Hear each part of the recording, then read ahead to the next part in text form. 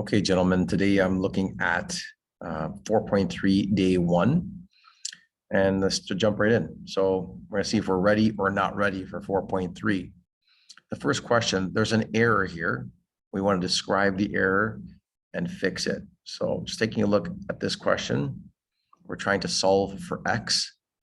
And the first step is whenever you're faced with fraction equal fraction, what we want to try and do is cross multiply. So this is going to multiply one numerator with the opposite denominator and the other numerator and the other denominator. Some people call it the butterfly method.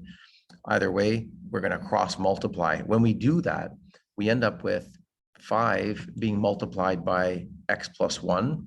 But if you look at this line right here, they have 4 times x plus 1. So it looks like they multiplied vertically, right? The denominator by its own numerator. That's an error. So that's the error right there. And the error is that they did not cross multiply. Okay. So that's the first question. The second one, we want to evaluate here, but not use a calculator. If we're looking at this, we have subtraction of fractions and multiplication of fractions. One word should come to mind, BEDMAS, right? When you're doing BEDMAS, we have to do multiplication first. You don't need to put the brackets there, but if it helps you, go for it. And remember, whenever you're multiplying fraction times fraction, remember above we had fraction equal fraction here. When you have fraction equal fraction, we can cross multiply. But when we have fraction times fraction, we want to look for an opportunity to cross reduce. So I'm looking on the diagonals here, and I look at 2 and 3, greatest common factor is 1. So I can't reduce anything here. And I look at the other diagonal, I see 1 and 3. Also, the greatest common factor is 1, so I can't do anything, but we tried. So if we can't do anything, then we just continue. 4/7 minus, and the result of this numerator times numerator, 1 times 2 is 2, and denominator times denominator, 3 times 3 is 9.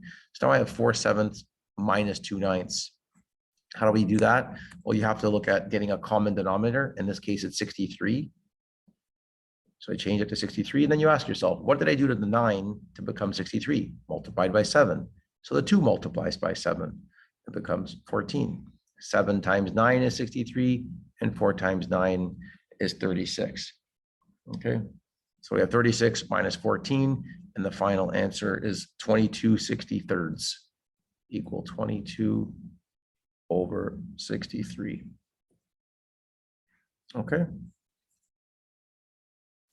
Moving on to the next question. Again, you might want to pause the video, try on your own, see if you can get the answer before I share it with you. But this question is asking which expression is equal to 2/3 times x minus 4 equal 5? This one or this one? Which is the exact same thing as saying this? Okay. And if you look at this, what there's really testing you on is we're trying to see if you understand that x minus 4, right? If we take that out for a second, x minus 4 and even the 5 are really numerators. They have an invisible denominator 1. So if x minus 4 is really a numerator, and when I multiply it by 2/3 here, when this 2/3 multiplies by it, really the 2 is being multiplied by the x minus 4, and the 3 is being multiplied by the invisible denominator 1 that's hiding under there. If that's the case, then this is my right answer because of the 2 is multiplying by the x minus 4. Here in this example, or this option, we have the 3 being multiplied by 3x times x minus 4, and that's not what's happening here. We're not trying to cross. There's no cross multiplying happening here. It's just a fraction times technically a numerator. So the correct answer is that one. Okay, in our next example, we've got a fraction technically equal another fraction. Remember, whenever you have fraction equal fraction, we can cross multiply. What you have to understand is if this 3/4 were not here, let me just erase that for a second, that x equal that. X is really a numerator, invisible denominator 1, correct? But we do have a 3/4. It's a 3/4 of x. It's not a whole 1x, it's 3/4 of x. So we just have to keep in mind that if we know the x is really a numerator and it has an invisible denominator 1, you don't have to write it in there. I'm just writing as an example for the lesson here. But what you could do is you should picture this question, don't have to write it, but you should picture it like this. Okay, so that when we're cross multiplying the 3 and the x times the 28, and then we're going to cross multiply the 15 with the 4. Okay, so in this case, 3x times it, right? We're going to cross multiply. I'll do that in red for you. 3x times the 28 and the 4 times the 15. Let me go here. That equals 60.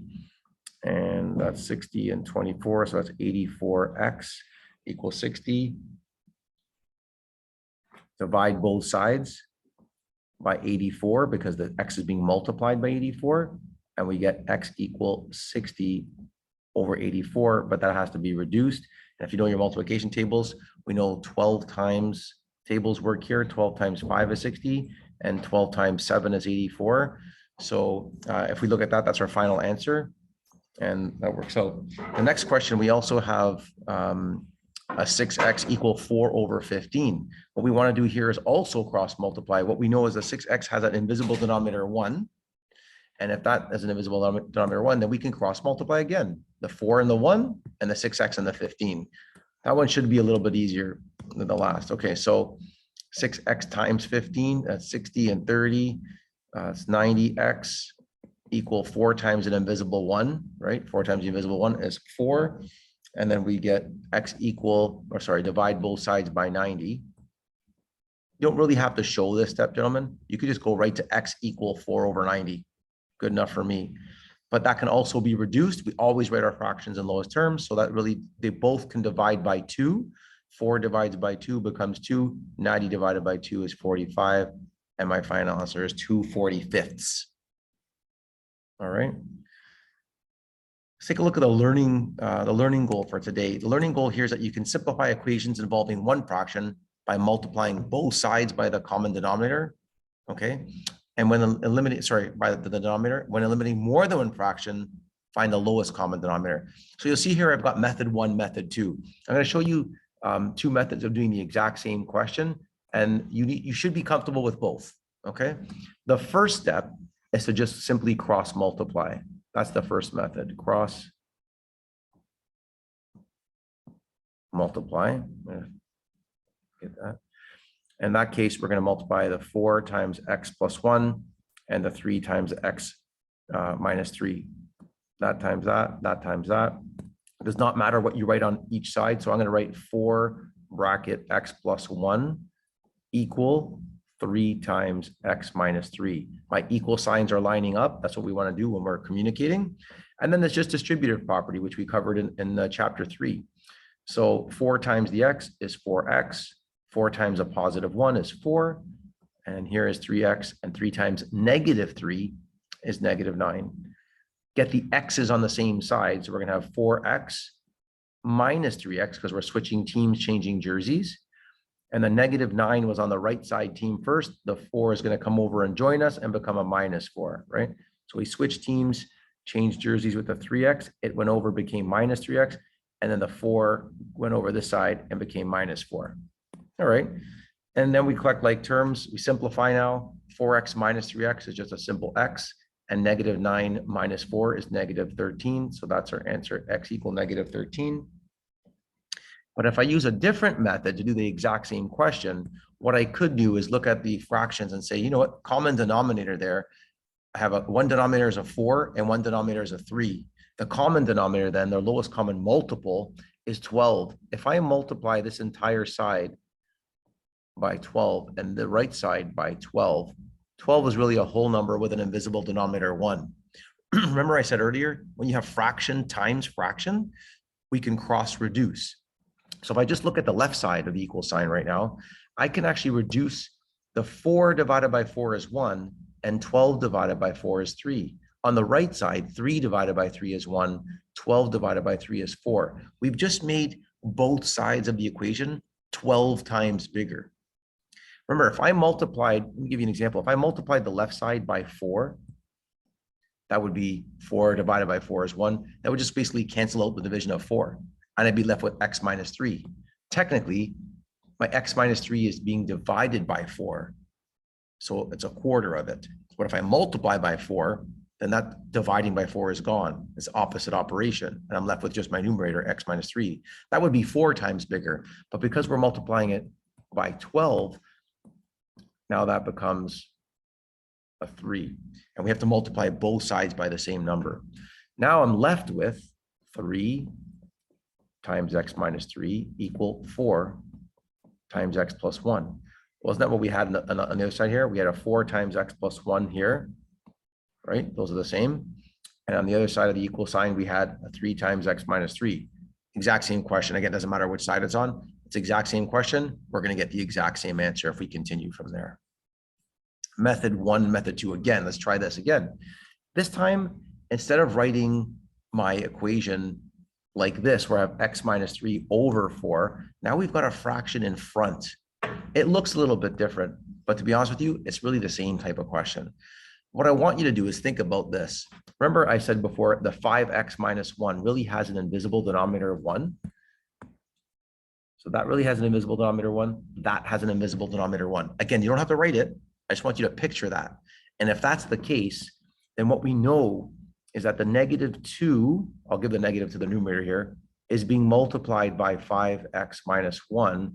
And the 3 is being multiplied by the invisible denominator 1. So I could write my question like this. And the 5 times 1, and I get that. If that's the case, and now I look at it, well, then we can cross multiply now, right?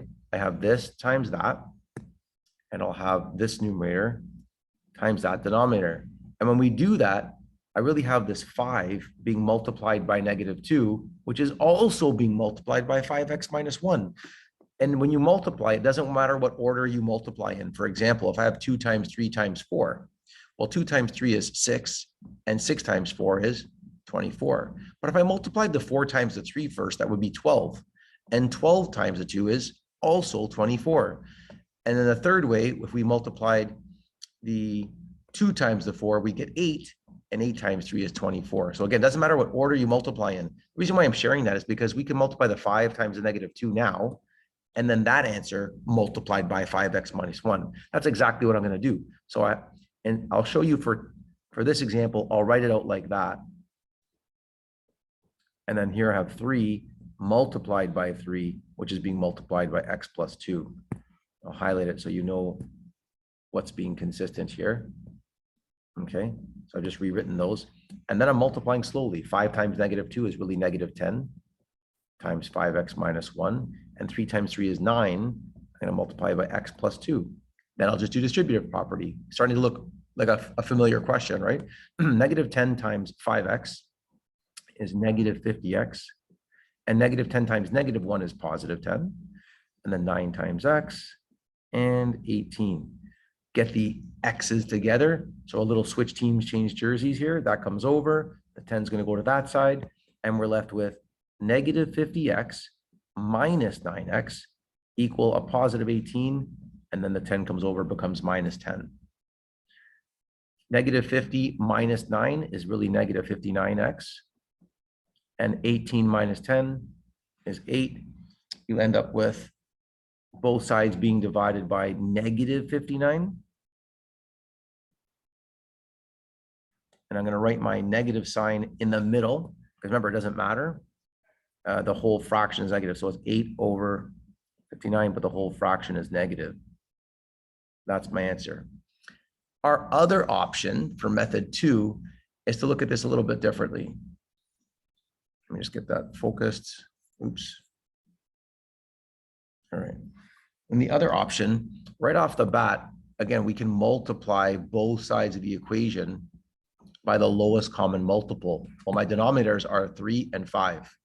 The lowest common multiple in this case would be 15. So if I multiply that by 15 and that by 15, then what I do is I cross reduce. The 3 divided by 3 is 1. 15 divided by 3 is 5. 5 divided by 5 is 1. And 15 divided by 5 is 3. And then what I'm left with is 5 times negative 2 times 5x minus 1. And then I'm left with, on the right, a 3 times a 3, which is being multiplied by x plus 2. So 5 times negative 2 times 5x minus 1 equal 3 times 3 times x plus 2. And if you look at our previous answer, or sorry, the previous method, this is exactly the same as this step right here. Those are exactly the same. And so we're going to end up with the exact same answer. All right. I hope that makes sense. Make sure you do the homework. See you guys in class.